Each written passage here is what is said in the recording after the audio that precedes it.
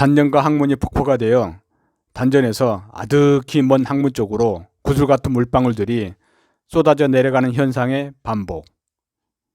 그래서 이 하초를 열고 내려가 소주천과 대주천을 연결하는 이 길은 물의 길이 아닌가 하는 생각이 들었습니다.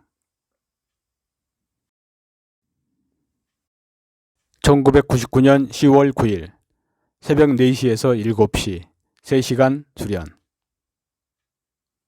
항문 쪽으로 압력이 내려가며 3, 4단계 폭죽 터지듯 투두두둑 거렸다.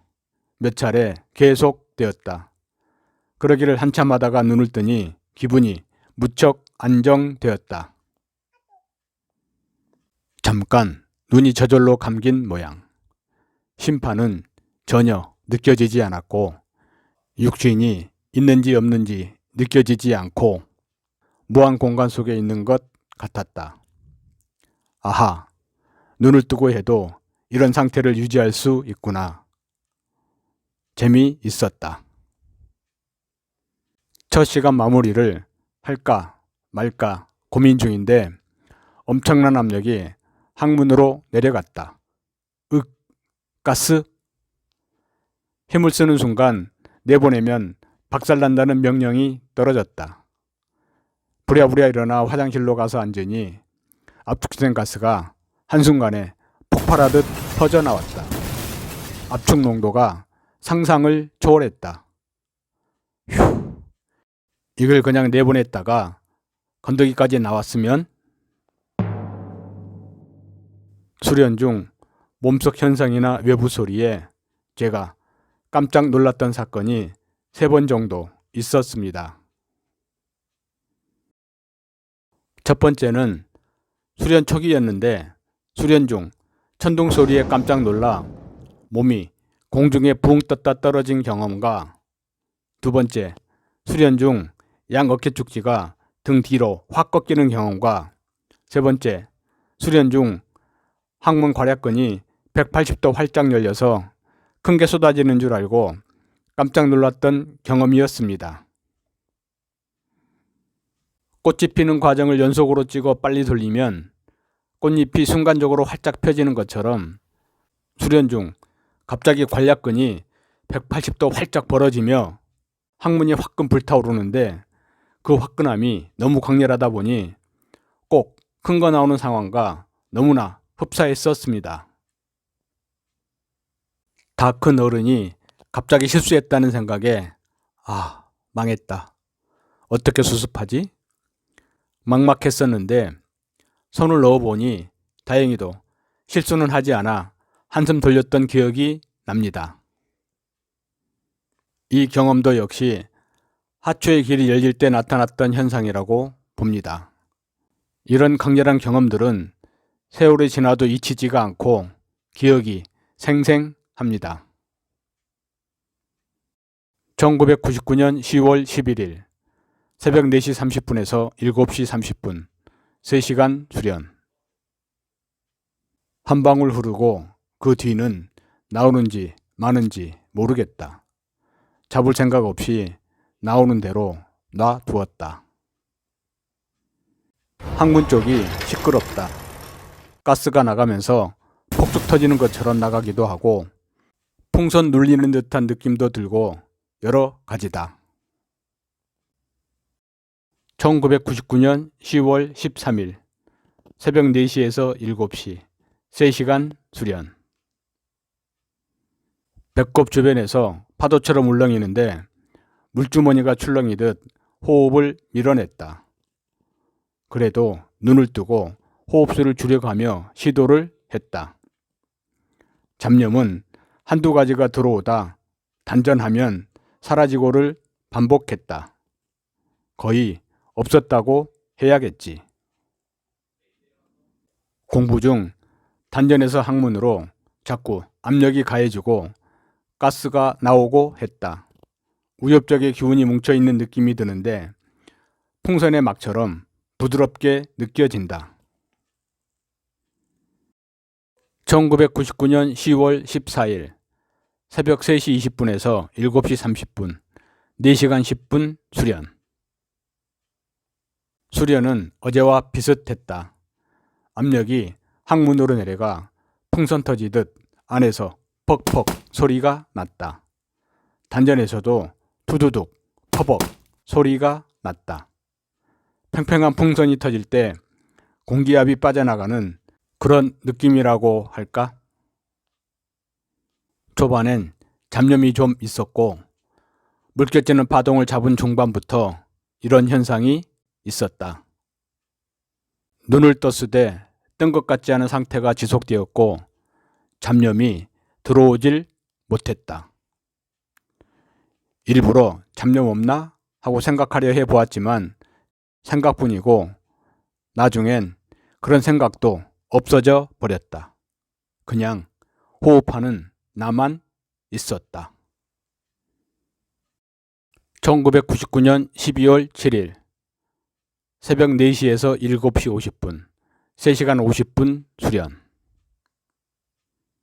출근하여 사무실 정리를 하는데 음경 뿌리 부분이 뻐근해지며 통증이 왔다. 움직이기가 힘들어 그 증상이 가라앉을 때까지 참고 서 있었다.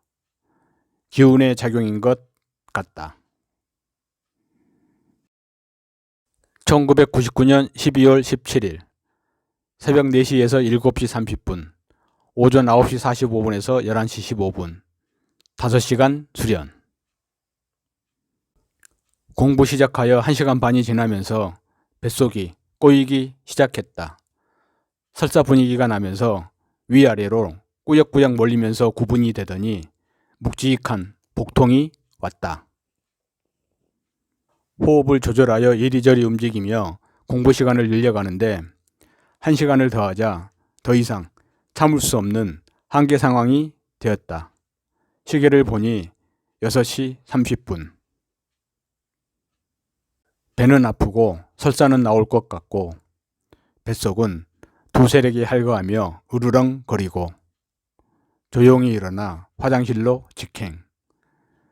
변기에 앉자마자 주르륵 2번에 걸쳐 시원하게 설사를 했다. 참으로 시원했다. 복통은 너무 참아서인지 은은하게 계속되었다. 다시 자리에 앉아 수련을 하고 밥을 먹는데 밑에서 대포 소리가 났다. 압축되었던 가스들이 폭발하고 있었다. 한 번, 조금 있다 또 한 번. 잊을만 하니 또 한 번 와가가가가 기관총 소도 터져 나왔다. 오매 시원한 것. 공부 시간 중에도 뱃속에서는 간간히 터지는 소리들이 났었는데 가스들이 3번에 걸쳐 폭발한 뒤에 마지막으로 한 소식이 있었다. 단전과 제화 사이에서 가로로 넓고 긴 타원형 막 같은 게 느껴지더니 투두두두둑 하며 터지는 소리가 들렸다. 오늘 일정의 대미를 장식하는 소리였다. 1986년 11월과 13년 후인 1999년 1월에서 12월까지 기록한 일기 중 서로 비슷하거나 흡사한 경험을 한 내용들을 모아서 정리를 했는데 가장 큰 공통점은 물방울 같은 기운 덩어리들이 항문 쪽으로 쏟아져 내려갔다는 점이었습니다. 커다란 폭포가 있고 위에서 보면 저 멀리 아득한 밑바닥 쪽으로 거대한 폭포수가 끊임없이 쏟아져 내려가는 그런 느낌이었습니다. 단전과 항문이 폭포가 되어 단전에서 아득히 먼 항문 쪽으로 구슬 같은 물방울들이 쏟아져 내려가는 현상의 반복. 그래서 이 하초를 열고 내려가 소주천과 대주천을 연결하는 이 길은 물의 길이 아닌가 하는 생각이 들었습니다. 이 내용들을 보면서 저는 3가지 정도로 정리가 되었습니다. 첫째는 소대주천 열리는 과정은 동시다발적으로 진행된다는 것입니다. 저의 기존 관념상 길이 열리는 과정은 순서대로 코에서 단전 개통 후 소주천이 열리고 그 후 대주천이 열린다고 생각했었습니다. 그러나 지난 일기들을 다시 보면서 정리해보니 큰 틀에서는 순서대로 열리지만 그 준비 과정에서는 몸 안에서 소주천 개통 전후를 가리지 않고 단전에서 항문 쪽으로, 척추에서 허리에서 항문 쪽으로 등 동시다발적으로 작업이 이루어지고 있었습니다. 둘째는 소주천과 대주천을 연결하는 길이 있음을 알게 되었습니다. 단전, 좌협, 명치, 우협, 관원, 단전을 도는 소주천과 몸의 앞뒤인 임동맥을 도는 대주천이 있는데 이 소주천과 대주천을 연결하는 길이 있었다는 것입니다. 그 길이 단전에서 하초를 열고 내려가 회음을 지나 뒷명문까지 열고 가는 길입니다. 이 길이 열려야 소, 대주천이 연결되어 몸속 길의 정상적인 순환 경로를 완성하게 된다고 봅니다. 이 길은 당시에는 전혀 모르고 있었습니다. 유튜브에 경험담을 올리면서 과거 일기를 다시 정리하는 과정에서 알게 되었습니다. 셋째는 이 경로를 열지 않은 상태에서 좌입해서 등 뒤로 빠지게 되면 옆길로 새게 된다는 것입니다. 옆길로 빠지면 최악의 경우 어떤 결과가 나오는지는 다들 알고 계실 겁니다.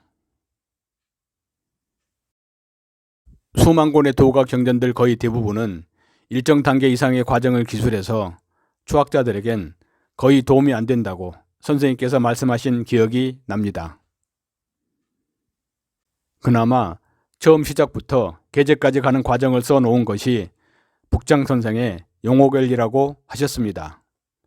그래서 초학자들은 용호결과 봉수단기를 보고 수련하라고 말씀해 주셨지요. 그럼에도 처음부터 초기까지 구체적인 수련 과정과 경험담을 기술한 내용은 적거나 거의 없습니다. 그 빈 공간을 채우고 하나씩 밝혀가는 일은 우리 수련학인들의 몫이 아닌가 합니다.